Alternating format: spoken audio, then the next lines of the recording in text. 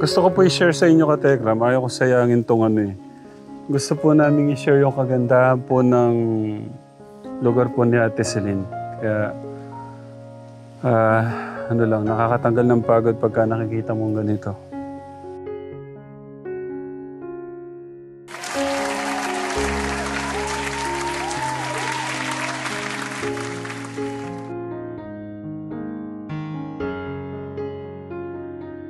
Lo, di ba moderno na ngayon?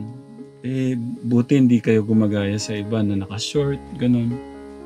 Ay, ako po hindi. Pagka hindi na ako na bababarian sa katulad ng hilltop, big K, yun lang naman ang nararating namin. Pagka po nalabas po pala kayo, nagsha-short din po, kayo? at pinagtatawanan po kami ng mga Katagalogan Pagka nakaganyan kayo? po, kung nakabago, sabihin daw, ayaw dumagat kami tali ang puwit. Ay masama rin ho yun dun sa amin. Kaya, diyan nga ho sa sa Banawi noong nabubuhay pa yung nasirang aleho, dinala kami roon. Sili-sili pa mga puwit namin dun sa sasakyang mataas mo. Mga kamera malalaki. Lo, ano itong mga to? Lumubog na lang ho ba itong mga puno na to? Lumubog na lang. Ibig sabihin, tumaas na ng tumaas yung tubig dito?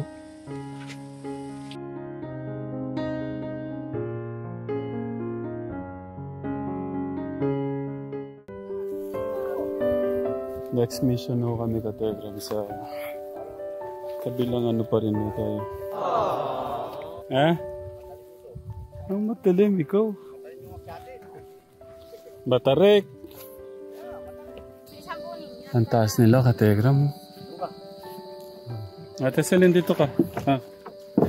Baka po tayo mabali. Hindi. Doon po tayo. Sa kabila naman.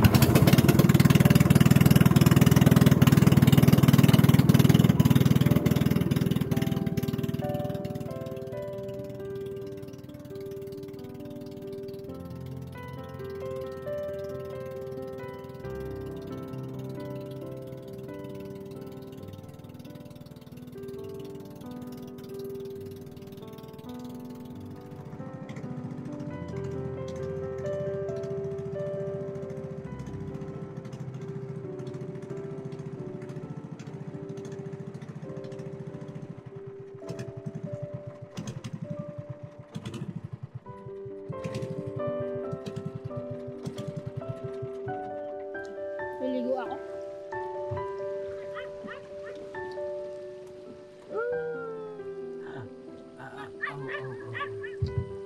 Ang ganda rito. Parang walang tao. Ay, walang tao. Meron. Kay Mark. Ito po yung ating next mission, Katekram. Ate Celine, paliwanag mo kung bakit tayo nandito. Dito po tayo para alamin ang kanilang buhay. Ba't ito yung napili mong pangatlong mission pala? Ano po? Napili ko po ito dahil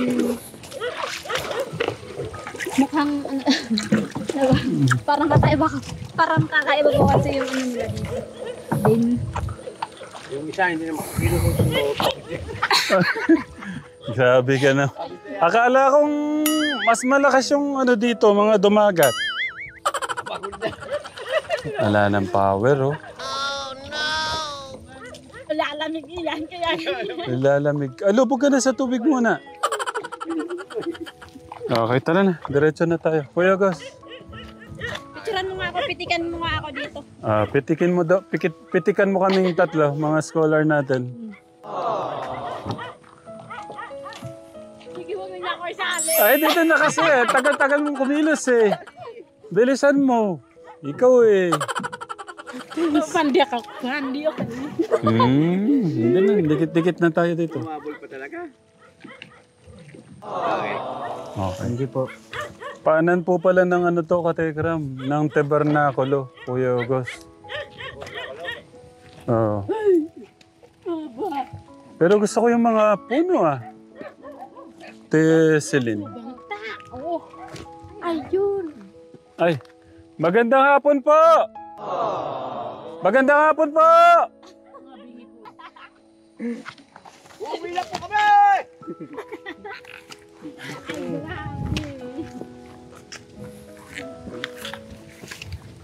Nakapunta kaya sila kanina sa mga, yung pabigas mo? Hindi, no? Malayo kasi ito eh.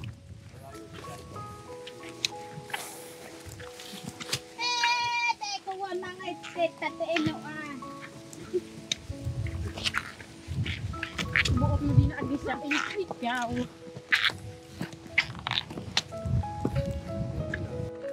Ang ganda ka, Tekram, dito. Kuya Gus, pakita mo doon.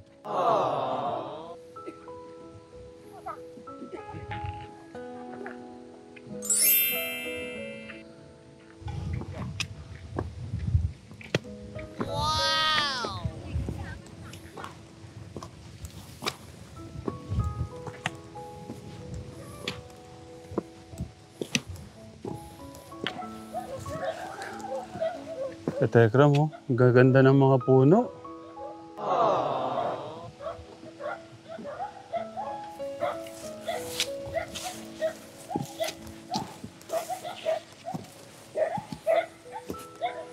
Hello po. Ay. Hello. Ay.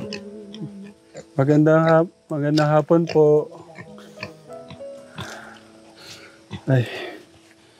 Bless po kami. Meron pa palang nakaganito dito, no? Okay. Wait lang tayo, ha? Habulin lang po namin yung ininga namin. Napakita ko, Kuya August, yung kapaligiran dito. Ang ganda, oh. Wow! Tayong asindero.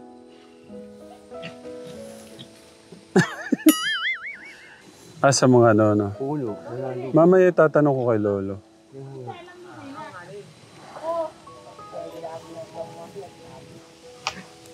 Kategram mo. Gusto ko po i-share sa inyo, Kategram. Ayaw ko sayangin tong ano eh.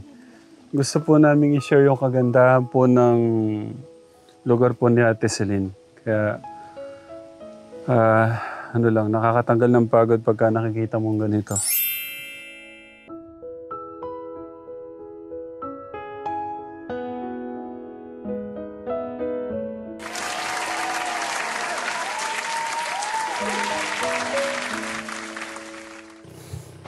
Lo, pwede po kayo makilala, Lo? Wait lang po, tanggalin ko itong ano ko. Okay lang po ako makaupo dyan, makatabi niyo. Ako po talagang ninalagnat na Ay, ba't po kayo linalagnat? tagal na ako ito. Linalagnat daw si Lolo. Okay lang po, tatabi po ako sa inyo. Pwede pong makipagkilala, Lo? Ano po pa? Ako lang, Lo. Ang pangalan po niyo? Narding Avellaneda po. Ilan taon na po kayo? Ay hindi ko po alam ang taong ko dahil kami po hindi nakapag-aral noong araw. No, alapang dam ito. Kasi noong kami po andiyan sa Barangay Kabayunan. Yeah. Yung po mga lolo namin, takot po siya at malalapitan ng Tagalog. Ngayon, nang rumain ang Katagalogan diyan, ay lumipat na po kami, nagpunta na kami rito. Kaya po, nataboy kami dito sa kabundukan na. Nabot na nga po kami yan tubig. Ang matanim dito, yan sa nalubog na yan, matindi ang palay na nasira diyan, nalubog. Gabi. Opo, napansin ko po, meron ho kayong... Sa inyo ho yun, Lo, di ba? Ayun sa mga apo ko. Sige. Pero yan na, kami na lang kakain niya. Ala ako Bigas po yun, Lo, di ba? Palay. Pero ang ganda ho ng palay nyo, no? Maganda ho yan. Kaya nga lang po, bilog-bilog po yung butil niya, no? Hindi po kami makapagtanim dito ng kuwat. Bawal po ang maghawan dito magkaingin. Kaya ako hindi nakapagkaingin. Yeah. Din ho naman sa aming city, din sa kabila nga. Sa bunga po ang city namin. Ako hindi na nga nakaahon dahil nagka-diferensya na nga ako nito. Yeah. na hindi na ako nakatatahawak, hindi na ako makalakad. Kaya pagka loobin ho naman sana ng Panginoon na makasahod yung meses ko sa senior at ako'y magpapagamot. Ano po nararamdaman nyo lo ngayon? Ay, Tuhod lang. Ako po ay namamanid. Yung manid po ang umpisa nito. Hanggat sa hindi na po ako makalakad. Ito ko po siya masasakit. Bayawang ko. Yan lahat na katawan ko ay masakit. Manid. Lo, okay lang pakwento sa amin ano yung kwento ng buhay dito. Yung history po ba? Alam niyo po ba yung history dito? Pagkain po dito noong wala pa pong dam ito. Ito tirahan namin itong tapat na ito. Dito na talaga kayo napanganak? Ay dito na po kami na buhay naging tao. Kaya dito po kami nakatira. Kahit kami kuha na nga lang sa ganitong kuha kami sa kasukalan, nagtitiis po kami, dito kami. At noong araw po, ang trabaho noong malolo namin, paluwas pahulo diyan. Kasi po, yun po sila kumukuha ng hanap buhay po noon sila. Almasiga at ratan. Doon po kami sa kahuluan sa may makuwang iyan. Pagka po sila nakakuha ng mga 5 sako na almasiga o ratan, pababa na naman kami, pauwi na naman. Sasadsad po sa dam, uuwi sa garahe. Sumasalubong po naman yung namimili sa kanila nung almasiga. Babalik na naman po dito, babalik na naman din sa hulo. Kaya po, ganoon po ang nangyari sa amin. Kami pong yung mga nauna sa mga kabataan ito, hindi na nga po kami nakapag-aral dahil wala pong tumulong sa amin na nagbigay ng school dito sa hulong ito. Wala po kaming silbi, kabuluhan sa taong nakakikita sa amin. Lalo na po yung mga watershed noong araw. Diyan nga po sa Ibayo, sinunog yung aming bahay na ganito. Damit, sunog, kaldero, lahat ala na natira. Bakit tulo? Pinagbabawal nga po na tirahan ito. Noong pong sunogin niya nabalik na kami din sa kabilang sa balikiran sa bunga po yung kung tawagin. Diyan po ay malaya po kami magkaingin ng kape-kapirasyo. Dahil yan po ay wala ng kakahuyang ganitong malalakit, puro kabuhuan na. Lo, nakakatuwa yung ano nyo, para nasa ibang bansa tayo. No? Opo Ang ganda ho talaga. Ganda nga po ito at malalaki ang kahoy. Sariwa ang hangin. Wala kang maaamoy na amoy korodo. Tain ng baboy. Yan sila ang nakaka-epekto sa tao diyan sa kabayanan. Lalo na ang tain ng baboy. Nako. Kung ako'y makaamoy po pag ako'y nauwi sa bayan sumasama ang sikmura ko. Nalabas na ako kayo dito? Opo. Kami po lagi rin sa Malolos pagka pupunta kami doon kay Gub. Pero natuwa ako, Lo. Mayroon pa palang ganitong manamit dito. Opo. Lo, baka pwede naman tayo kayo para makita ng... Ako po hindi ko ito inaalis. Kung andito ako ngayon, pagka ako'y naka-shirt, diyan na ako sa kabayanan Pero kung dito na ako, kung minsan diyan ako natutulog, ayan yung higaan ko. Saan? Yang kapirasong... Ito po higa niyo? Oo. Sanay na ho kayo sa ganito, Diyan ako nakahiga. Muntikan ko na pong inapakan. Yung mga balip, lupa na yan. Ako hindi makatayo na ako. May nanantuhod talaga ni Lolo. Kung sa bagay naman, kung hindi itong masakit kong ito, medyo kabataan ko pa naman siguro. Alam niyo pa sumayaw? Yung ganon. Hindi ako makakasayaw at yung tuhod niyo. Mabubuwal. Lo, di ba moderno na ngayon? Buti hindi kayo gumagaya sa iba na naka-short, ganon. Ako po hindi. Pagka hindi na ako na bababarian sa katulad ng Hilltop, Big T, yun ho lang naman ang nararating namin. Kuha na Pagka po yung- nalabas po pala kayo, nagsha-short din Opo, ho kayo? at pinagtatawanan po kami ng mga Katagalogan. Pagka nakaganyan Opo, kayo? kung nakabago, sabihin daw, ayaw dumagat na may tali ang puwit. Ay masama rin ho yun doon sa amin. Kaya, diyan nga ho sa kuha na sa Banawi noong nabubuhay pa yung nasirang aleho, dinala kami roon. Sili-sili pa mga puwit namin doon sa sasakyang mataas mo. Mga kamera malalaki. Ay kaya sa matanda, baka gusto nito sila ututan ko noong salita namin. Ay, huwag, baka magalit sila. Yun lang naman. Lo, gusto ko malaman nilang po anak nyo.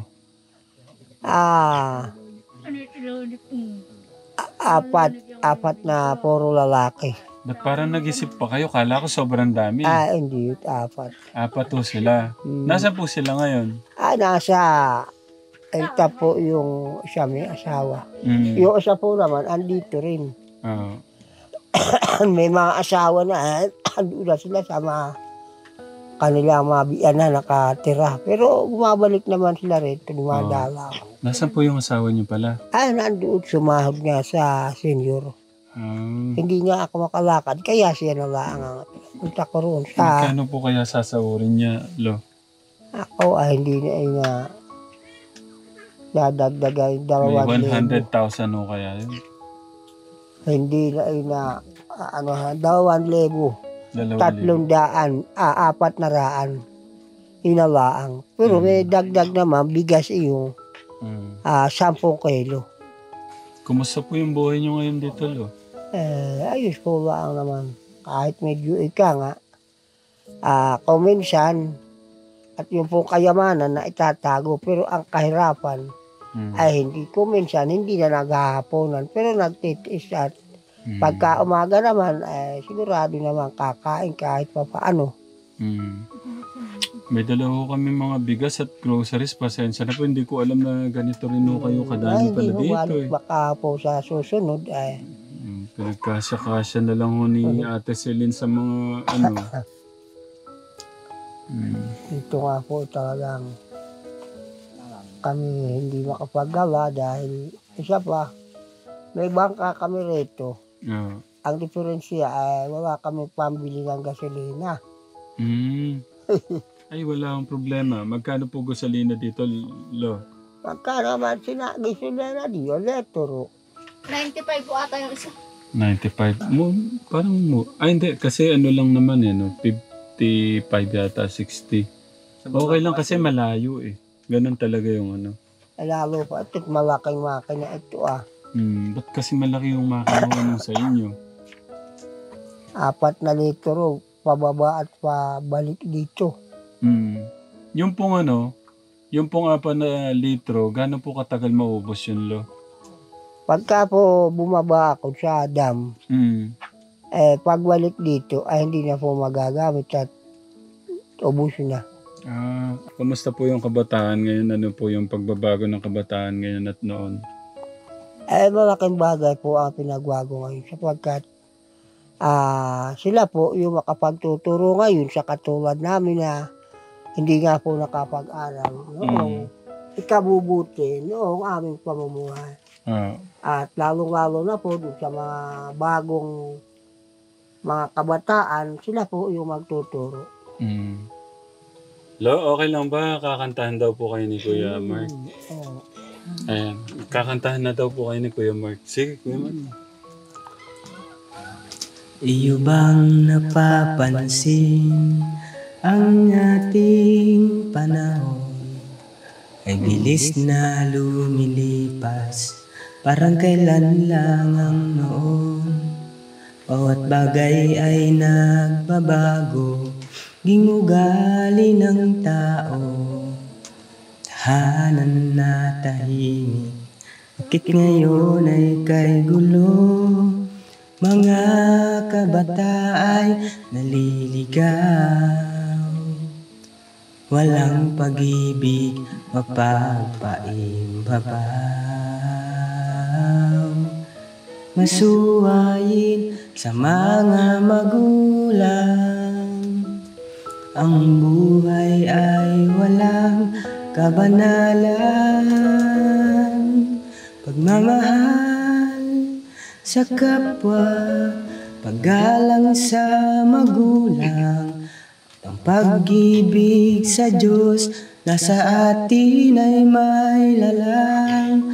Yan ang mabubuting asal na dapat matutunan, na dapat isabuhay ng bawat kabataan.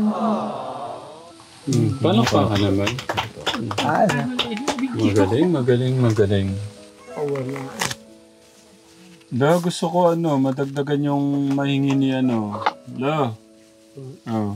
Nako Pangalan niya po. Pamasko ko po yan sa inyo. Ay, tinago na. Hindi naman. Hindi, okay lang. Sige, lo. Tago niyo na. Baka makita nung Makikita ko iyan. Lo, anong gagawin niyo dyan? Ilalagay ko po sa aking wallet din. Ako makakuha naman yan. Ito po.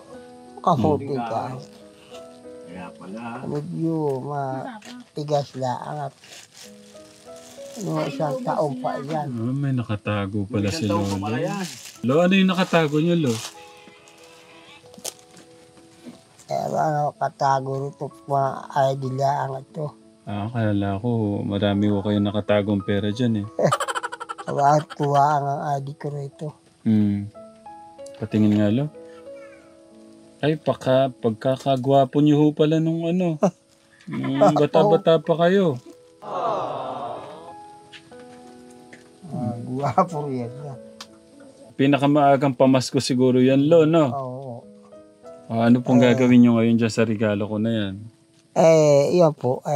Bibili ko naman ng bigas na makakain namin dito. Para po sa lahat, no? Opo. Ganun ang gagawin ko riyan. Para hindi naman na masabi na akawaang yung binigyan ang nakinabang. Hindi ko kailangan Lahat yan. talaga share sila, no? Sa mga anak waang naman iyan. Kapatid ko yung isa riyan na alala ang diyan. At umahon nga din sa kainin niya. Lo, ano itong mga to? Lumubog na lang ho ba itong mga puno na to? Lumubog na lang yan. Ibig sabihin, tumaas na ng tumaas yung tubig dito. Katekram mo. May talon po diyan. Ano yun? Talon po. Pwede natin makita? Huwag po't delikado.